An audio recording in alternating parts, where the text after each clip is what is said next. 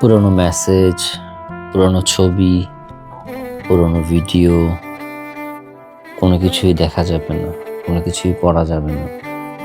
আপনি যতবার পুরনো মেসেজ পড়বেন, পুরনো ভিডিও দেখবেন, পুরনো ছবি দেখবেন, পুরনো স্মৃতিগুলোর কথা বারবার মনে পড়বে। আর আপনি ওই মানুষটাকে ভাববেন সে হয়তো সে আগের মানুষটাই আছে, কিন্তু বাস্তবটা কিন্তু আর নাই। বাস্তবতা চেঞ্জ হয়ে গেছে।